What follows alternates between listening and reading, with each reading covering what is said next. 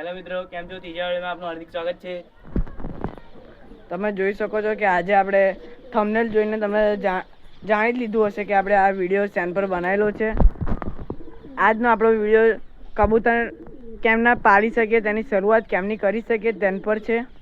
કબૂતર પાળવાની શરૂઆત આપણે બજારમાંથી એક સફરજનની પેઢી લેતા આવવાની, જે તમને ફ્રૂટની દુકાન પર સસ્તા ભાવે 10 રૂપિયાની આસપાસ કંઈક તમને મળી રહેશે.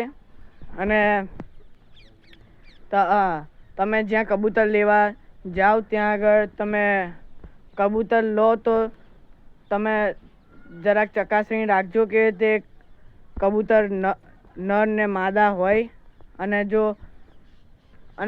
તમે લાવો તો બે નર ના હાલ દે, બે માદા ના હાલ દે, એવું થવું ના જોઈએ. એક નર ને એક માદા હોવું જોઈએ, તો તમે કબૂતર રાખી શકશો. અને તમે કબૂતર રાખો તો તેને તમે એવી જગ્યાએ રાખો જ્યાંથી કોઈ જાનવર કે ગમે તે બિલાડી, ચીલ, કાગડા જેવા કોઈ પણ જાનવર કબૂતરને હેરાન ના કરે. અને વરસાદથી તેની રક્ષા થાય તે રીતે તમે તેને પાળી શકો છો. અને તમે કબૂતર રાખો તો ત્યાં આગળ તેમની સૂરજની કિરણ પડે તેવી તમે ધ્યાન રાખજો. અમે પણ બે જ કબૂતર લાવ્યા હતા, એક નર અને એક નારી, જે તમે જોઈ શકો છો કે હાલમાં અમારા જોડે ખાસા બધા કબૂતરા થયા છે. અને અમે સ્ટાર્ટિંગમાં એક સફરજનની પેટીથી જ શરૂઆત કરી હતી, અને અત્યારે અમે ઘણી બધી સફરજનની પેટી લાવ્યા છે. તમે પણ લાવી શકો છો. જો તમે લાવો તો ચોક્કસ રીતે તમે એક નર ને એક નારી લાવજો. અને જો તમે તમારી પસંદના નર ને નારી લાવશો તો તેને તમારે જોડ મારવી પડશે, અને તે ખૂબ સમય લેશે તમારે જોડ વાગવામાં. અને તમારે જો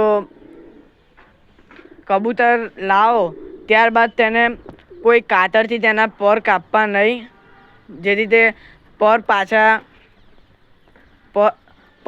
આવતા ખાસો સમય લાગે છે. તેને તમે રબર મારી શકો છો.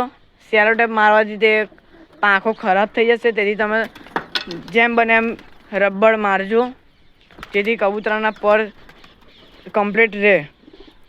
અને આજે આપણા પિંજરાની નવી ખુશખબરી આવેલી છે, જે તમને કાલે જણાવેલ કે મોરપીંછ ઈંડા આપવાની છે, તે આજે આપી દીધેલા છે.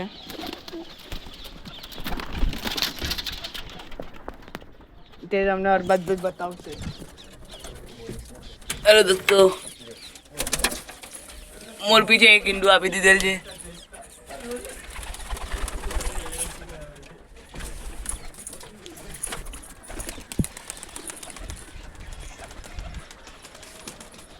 હેલો, તમે મોરપીંછનું ઈંડું જોયું છે, તેવા જ તમે પણ મોટી મોટી જોડો લાવી શકો છો, વધારે પૈસા ખર્ચી શકો છો.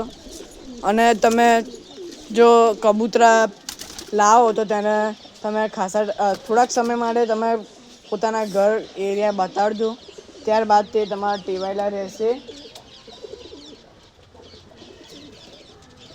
તો તમે જોઈ શકો છો કે કબૂતરા અમે તમને જણાવ્યું તે મુજબ તમે કબૂતરા લાવી શકો છો, અને તેની તમે કાળજી લઈ શકો છો. જો તમને વિડીયો ગમ્યો હોય તો લાઈક, સબસ્ક્રાઈબ અને વધુમાં વધુ શેર કરજો, જેથી બીજા કોઈ પણ કબૂતરા રાખનારા હોય તે તેને કમ્પ્લીટ રાખી શકે. Thank you.